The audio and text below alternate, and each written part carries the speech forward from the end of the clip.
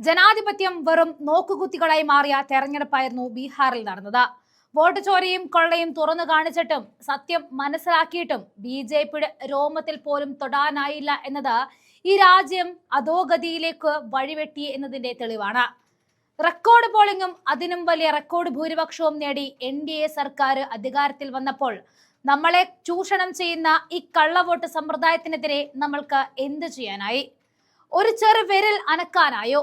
സ്ത്രീ വോട്ടർമാരാണ് NDA സർക്കാരിനെ ജയിപ്പിച്ചത് എന്ന് പറയുമ്പോൾ ബാക്കി വരുന്ന സാമുദായിക വോട്ടുകളും രാഷ്ട്രീയ വോട്ടുകളും എവിടേക്ക് പോയി എന്നതിന് ഉത്തരമേയില്ല. എന്നാൽ കൃത്യവും വ്യക്തവുമായ ഉത്തരവുമായി ധ്രുവ് റാഠി എത്തിയിട്ടുണ്ട്. BJP സർക്കാരിന്റെ എക്കാലത്തെയും ശത്രു, അവരുടെ കൊള്ളരുതായ്മകളെ എപ്പോഴും തുറന്നു പറയുന്ന ഒരേ ഒരു വ്യക്തി. തന്റെ യൂട്യൂബ് ചാനലിലൂടെയാണ് ധ്രുവ് റാഠി പുറത്ത് കണക്കുകൾ വിട്ടത്. ആ കണക്കുകൾ കേട്ട് രാജ്യം തന്നെ നടുങ്ങിപ്പോയി. 6 തെളിവുകൾ നിരത്തിയാണ് ധ്രുവ് റാഠി ബീഹാർ തെരഞ്ഞെടുപ്പിലെ ക്രമക്കേടും അഴിമതിയും ചൂണ്ടിക്കാണിക്കുന്നത്.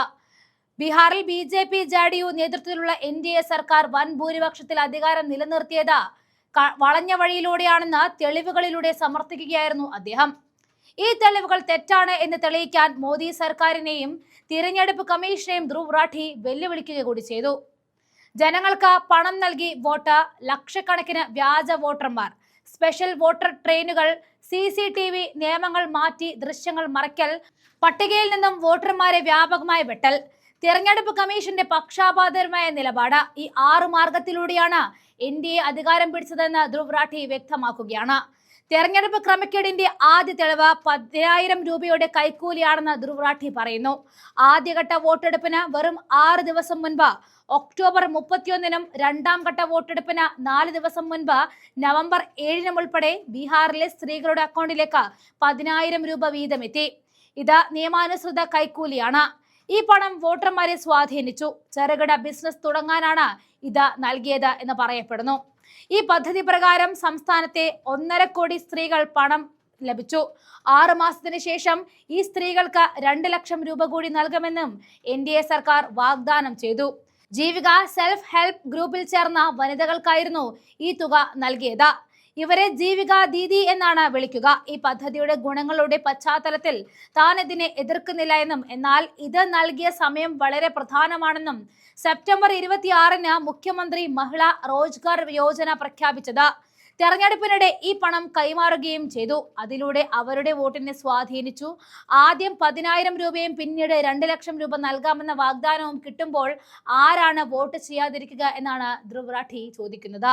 പക്ഷേ ഇതിനുത്തരം പറയേണ്ടത് തെരഞ്ഞെടുപ്പ് കമ്മീഷനാണ്. കാരണം തെരഞ്ഞെടുപ്പ് പെരുമാറ്റച്ചട്ടം പ്രഖ്യാപിച്ചു കഴിഞ്ഞാൽ അധികാരത്തിലിരിക്കുന്ന പാർട്ടിയും സർക്കാരും ഒരു തരത്തിലുമുള്ള സാമ്പത്തിക സഹായമോ ആനുകൂല്യങ്ങളോ ജനങ്ങൾക്ക് നൽകാൻ പാടില്ല. ഒക്ടോബർ 6-നാണ് ബീഹാറിൽ തെരഞ്ഞെടുപ്പ് പ്രഖ്യാപിച്ചത്. ഒക്ടോബർ 17, 24, 31, നവംബർ 7 ദിവസങ്ങളിൽ സ്ത്രീകൾക്ക് പണം നൽകി സർക്കാർ ഈ പെരുമാറ്റച്ചട്ടം ലംഘിച്ചു. ഇത് തിരഞ്ഞെടുപ്പോ അതോ ചിട്ടി പദ്ധതിയോ എന്ന് ധ്രുവ് റാഠി ചോദിച്ചു. 2004-ലെ തെരഞ്ഞെടുപ്പിന് തൊട്ടു മുൻപ് തമിഴ്നാട്ടിലെ ജയലളിത സർക്കാരും 2024-ൽ ആന്ധ്രാപ്രദേശ് സർക്കാരും 2023-ൽ തെലങ്കാന BRS സർക്കാരും ഇത്തരത്തിൽ ധനസഹായം നൽകാൻ ശ്രമിച്ചപ്പോൾ തന്നെ തെരഞ്ഞെടുപ്പ് കമ്മീഷൻ ഇടപെടുകയും തടയുകയും ചെയ്തിരുന്നു. തെരഞ്ഞെടുപ്പ് മുൻപ് ഇത്തരത്തിൽ സൗജന്യ പദ്ധതികൾ പ്രഖ്യാപിക്കരുത് എന്നും അവർക്ക് നിർദ്ദേശം നൽകിയിരുന്നു. കാരണം ഇത് കൈക്കൂലി നൽകുന്നത് പോലെ തന്നെയാണ്. ബീഹാർ തെരഞ്ഞെടുപ്പ് ഫലം റദ്ദാക്കാൻ ഈ ഒരൊറ്റ കാരണം മതിയെന്നും അദ്ദേഹം വ്യക്തമാക്കുന്നു. മറ്റ് സംസ്ഥാനങ്ങളിൽ വോട്ട് ചെയ്ത നിരവധി വോട്ടർമാർ ബീഹാറിലും വോട്ട് ചെയ്തു എന്നും ധ്രുവ് റാഠി ചൂണ്ടിക്കാണിക്കുന്നു. ഇതിന് 100 കണക്കിന് ഉദാഹരണങ്ങളുണ്ട്. BJP പ്രവർത്തകരായ നാഗേന്ദ്ര കുമാർ ഡൽഹിയിലും ബീഹാറിലും, അജിത് ഷാ ഹരിയാനയിലും ബീഹാറിലും ഡൽഹിയിലും വോട്ട് ചെയ്തു. ഇവരെല്ലാം തങ്ങളുടെ സാമൂഹിക മാധ്യമ അക്കൗണ്ടുകളിൽ ഇതിന്റെ എല്ലാം ഫോട്ടോ അടക്കം പോസ്റ്റ് ചെയ്തിരുന്നു. ആൾട്ട് ന്യൂസ് സഹസ്ഥാപകൻ മുഹമ്മദ് സുബൈറും നിരവധി വ്യാജന്മാരെ ചൂണ്ടിക്കാണിച്ചിരുന്നു. ഇതേക്കുറിച്ച് തിരഞ്ഞെടുപ്പ് കമ്മീഷനോട് ചോദിച്ചുവെങ്കിലും മറുപടി ഉണ്ടായതേയില്ല. വ്യാജ വോട്ടർമാരെ കുറിച്ച് അന്വേഷിച്ച ഒരു വെബ്സൈറ്റ് ബീഹാറിൽ മാത്രം 14.35 ലക്ഷം വ്യാജ വോട്ടർമാരുണ്ടെന്ന് കണ്ടെത്തി. വ്യാജ വോട്ടർമാരെ കണ്ടെത്താനുള്ള സോഫ്റ്റ്വെയറുകൾ ഉണ്ടായിരുന്നിട്ടും എന്തുകൊണ്ട് ഇത്രയും അധികം വ്യാജ വോട്ടർമാർ ബീഹാറിൽ ഉണ്ടായി എന്നതിന് ഉത്തരം പറയേണ്ടത് തെരഞ്ഞെടുപ്പ് കമ്മീഷനാണെന്നും, എന്നാൽ അവർ മൗനം പാലിക്കുകയാണെന്നും ധ്രുവ് റാഠി തുറന്നടിക്കുന്നു. ഹരിയാനയിൽ നിന്നും ബീഹാറിലേക്ക് സ്പെഷ്യൽ ട്രെയിനുകളിൽ BJP വ്യാജ വോട്ടർമാരെ കൊണ്ടുവന്നു. അവരെ കൊണ്ട് ബീഹാറിൽ വ്യാജ വോട്ട് ചെയ്യിപ്പിച്ചു. ഏകദേശം 4 സ്പെഷ്യൽ ട്രെയിനുകളെങ്കിലും തെരഞ്ഞെടുപ്പ് ദിവസം ഹരിയാനയിൽ നിന്നും ബീഹാറിലേക്ക് ഓടുന്നുണ്ടെന്ന് സുപ്രീം കോടതി അഭിഭാഷകൻ കപിൽ സിബൽ വാർത്താ സമ്മേളനം നടത്തി പറഞ്ഞിരുന്നു. ഇവർ യഥാർത്ഥ വോട്ടർമാരാണെങ്കിൽ അവർക്ക് സ്പെഷ്യൽ ട്രെയിനുകൾ എന്തിനാണെന്നും കപിൽ സിബൽ ചോദിച്ചിരുന്നു. ഈ ട്രെയിനുകളിലെ യാത്രയ്ക്കുള്ള എല്ലാ ചെലവുകളും BJPയോ മോദി സർക്കാരായിരുന്നു വഹിക്കുന്നതെന്നും ട്രെയിനിൽ യാത്ര ചെയ്തവർ പറയുന്ന ദൃശ്യങ്ങളും വാർത്താ ചാനലുകളിലൂടെ പുറത്തു വന്നിട്ടുണ്ട്. ഇങ്ങനെ എത്തിച്ചവർക്ക് ട്രെയിനുകളിൽ സൗജന്യ ഭക്ഷണം നൽകി. തെരഞ്ഞെടുപ്പ് ചട്ടമനുസരിച്ച് ഇത്തരത്തിൽ വാഹനങ്ങൾ ഉപയോഗിക്കുന്നത് അഴിമതിയാണ്. എന്നാൽ പരാതി ഉന്നയിച്ചിട്ട് പോലും ഇത് തടയുവാൻ ആവശ്യമായ നടപടി തിരഞ്ഞെടുപ്പ് കമ്മീഷൻ സ്വീകരിച്ചിട്ടേയില്ല. CCTV നിയമങ്ങളിൽ മാറ്റം വരുത്തി ക്രമക്കേടുകളെ മായ്ച്ചു കളഞ്ഞു. തെരഞ്ഞെടുപ്പ് അട്ടിമറി സംബന്ധിച്ച പരാതികളിൽ പോളിംഗ് ബൂത്തുകളിലെ CCTV ദൃശ്യങ്ങൾ വലിയ തെളിവായാണ് പരിഗണിക്കപ്പെടുന്നത്. എത്രയാൾ എത്തിയെന്നും വോട്ട് ചെയ്തുവെന്നും ഒരേയാൾ തന്നെ വീണ്ടും വോട്ട് ചെയ്തോ എന്നുമൊക്കെ ഈ ദൃശ്യങ്ങളിലൂടെ അറിയാൻ പറ്റും. എന്നാൽ നിയമങ്ങൾ മാറ്റി ഈ CCTV ദൃശ്യങ്ങളെല്ലാം മറച്ചു വെച്ചു. ചില സ്ഥലങ്ങളിൽ ഒരേയാൾ തന്നെ 2 വിവിധ സ്ഥലങ്ങളിൽ വോട്ട് ചെയ്തുവെന്ന പരാതി ഉയർന്നു കേട്ടു. എന്നാൽ ഈ ദൃശ്യങ്ങൾ സഹിതം പരാതി ഉന്നയിക്കാൻ ഇപ്പോൾ സാധ്യമല്ല. മുൻപുണ്ടായിരുന്ന നിയമങ്ങളിൽ കാറ്റിൽ പറത്തി മോദി സർക്കാർ കൊണ്ടുവന്ന പുതിയ നിയമങ്ങൾ അനുസരിച്ച് ഇപ്പോൾ ഈ ദൃശ്യങ്ങൾ വിവരാവകാശ നിയമപ്രകാരം പൊതുജനങ്ങൾക്ക് ലഭിക്കില്ല. മാത്രമല്ല, തെരഞ്ഞെടുപ്പ് കഴിഞ്ഞ് 45 ദിവസങ്ങൾക്കകം ഈ ദൃശ്യങ്ങൾ മായ്ച്ചു കളയുകയും ചെയ്യാം. നമ്മുടെ അമ്മമാരുടെയും സഹോദരിമാരുടെയും പെൺമക്കളുടെയും ദൃശ്യങ്ങൾ ഇത്തരത്തിൽ നൽകുന്നത് ഉചിതമാണോ എന്നായിരുന്നു മുഖ്യ തെരഞ്ഞെടുപ്പ് കമ്മീഷണർ ജ്ഞാനേഷ് കുമാർ ഇത് ന്യായീകരിക്കാനായി കണ്ടെത്തിയ വാദം. അതിനിത് ബെഡ്റൂമിലെ ദൃശ്യങ്ങളാണോ, ജനങ്ങൾ വോട്ട് ചെയ്യുന്ന ദൃശ്യങ്ങളല്ലേ എന്നാണ് ധ്രുവ് രാഠി തന്റെ യൂട്യൂബ് ചാനലിലൂടെ ചോദിക്കുന്നത്. ഇത്തരമൊരു നീക്കത്തിലൂടെ തെരഞ്ഞെടുപ്പ് കമ്മീഷൻ വിവരങ്ങൾ മറച്ചുവെക്കുകയാണെന്നും ധ്രുവ് രാഠി അടിവരയിട്ടു. ജൂണിനും സെപ്റ്റംബറിനും ഇടയിലാണ് ബീഹാറിൽ തെരഞ്ഞെടുപ്പ് കമ്മീഷൻ SIR നടത്തിയത്. വോട്ടർ പട്ടിക പുതുക്കുകയായിരുന്നു ഇതിന്റെ ഉദ്ദേശം. എന്നാൽ വ്യാജ വോട്ടർമാരെ ഒഴിവാക്കിയില്ല എന്ന ആരോപണം ഇപ്പോഴും നിലനിൽക്കുന്നു.